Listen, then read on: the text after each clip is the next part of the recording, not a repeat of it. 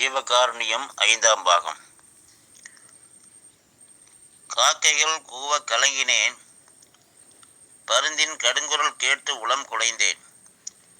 தாக்கிய ஆந்தை குரல் செய்ய பயந்தேன், சாக்குரல் பறவையால் தளர்ந்தேன். வீக்கிய வேறு கொடும் சகுனம் செய் வீக்களால் மயங்கினேன். விடத்தில் ஊக்கிய பாம்பை கண்டபோது உள்ளம் ஒடுங்கினேன், நடுங்கினேன் அந்தாய். மனித சமுதாயம் உயர்வடைய ஜீவகாருண்யமே மிக முக்கியமான வழியாகும்.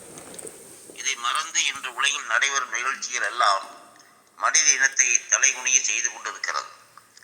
ஜாதி ஒழிய வேறில்லை என்று அவ்வை பெருமாட்டியின் வாக்கு. யாதன் ஊரே யாவரும் கேளீர் என்ற கணியன் பூங்குன்றனார் வாக்குகள் எல்லாம் புறக்கணிக்கப்பட்டு சாதி சமய இன பூசல்கள் எல்லாம் சமீப காலத்தில் கோரத்தாண்டம் ஆடிக்கொண்டிருக்கின்றது. தனது வாழ்நாள் எல்லாம் அகிம்சையையும் சத்தியத்தையும் போதித்த அண்ணல் காந்தியடிகள் பிறந்த மண்ணில் கூட அப்பாவி மக்கள் இன்று தன் இன்னுயிரையும் உடைமைகளையும் இழந்தது மிகவும் வருந்தத்தக்க செயலாகும். அன்றாடம் பசியாலும் பிணியாலும் மக்கள் மாண்டு மடிவதையும் ஏழை எளியவர்வால் இரக்கமற்ற சூழ்நிலைகளையும் மனித சமுதாயம் பார்த்து கொண்டுதான் இருக்கிறது. காக்கை கரவா கரைந்துண்ணும் ஆக்கமும் அன்ன நீரார்க்கே உள என்னும் வள்ளுவ பெருந்தகையின் வாக்கு சமுதாயத்தில் முழுமையாக பின்பற்றப்படவில்லை. பசிக்கு உணவு இல்லை என்கிற போது பாமரரின் பசியை போக்கும் பரந்த உள்ளங்களின் எண்ணிக்கை சுருங்கிக் கொண்டே வருகிறது.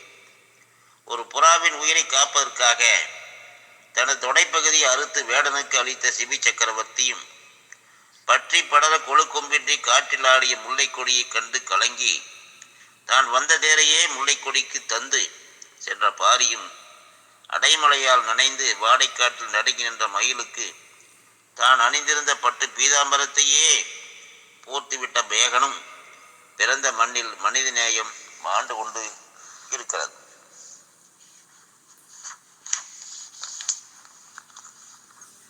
பெண்ணடிமை தீர மட்டும் பேசும் திருநாட்டு மண்ணடிமை தீர்ந்து வருதல் முயல் கொம்பே என்ற பெண்ணுரிமையை பற்றி போற்றி பாராட்டிய பாரதிதாசன் பெண் உரிமைக்காக காலமெல்லாம் குரல் கொடுத்த தந்தை பெரியார் போன்ற எண்ணங்களில் சிந்தனை எல்லாம் புறக்கணிக்கப்பட்டு பெண் உரிமை வெகுவாக புறக்கணிக்கப்படுகிறது. அடுத்த உயிர்கள் மேல் நேசமோ பாசமோ இருக்குமே, ஆனால் இது போன்ற சமூக சீர்கேடுகள் இருக்காது. இச்சமூக சீர்கேடுகள் சமுதாயத்தை விட்டு மறைய வள்ளல் பெருமானின் ஜீவகாருண்யமே சிறந்த வழி. வள்ளலார் கோட்பாடுகளின்படி பசியின்றி வாடாத பண்பட்ட சமுதாயத்தை உருவாக்க வேண்டும். எனவே ஜீவகாருண்யம் என்பது மானுட வாழ்க்கையின் மகத்தான கொள்கையாகவும் வள்ளல் பெருமானின் வாழ்க்கை தத்துவத்தின் மணிமுடியாகவும் திகழ்கின்றது. வள்ளலாரின் தத்துவத்தினை மிக மிக எளிமையாக சொல்ல வேண்டுமென்றால் தனது குடும்ப செலவினை கூடிய மட்டில் சிக்கனம் செய்து ஏழைகளின் பசி போக்குதலே ஜீவகாருண்ய ஒழுக்கமாகும். அன்பிற்கும் உண்டோ அடைக்கும் தாள் என்ற வள்ளுவர் பெருந்தகையின் வாக்கிற்கு ஏற்ப அன்பும் அறமும் கொண்டு மனிதநேய சிந்தனையோடு பிறருக்கு உதவும் வெற்றிதான் வள்ளல் பெருமான் சொன்னது. அதுதான் இன்றைய நவீன உலகிற்கு தேவை. அதை கடைபிடிக்க வாழ்க்கையில் நடைமுறைப்படுத்த அனைவரும் முயற்சி எடுப்போம்.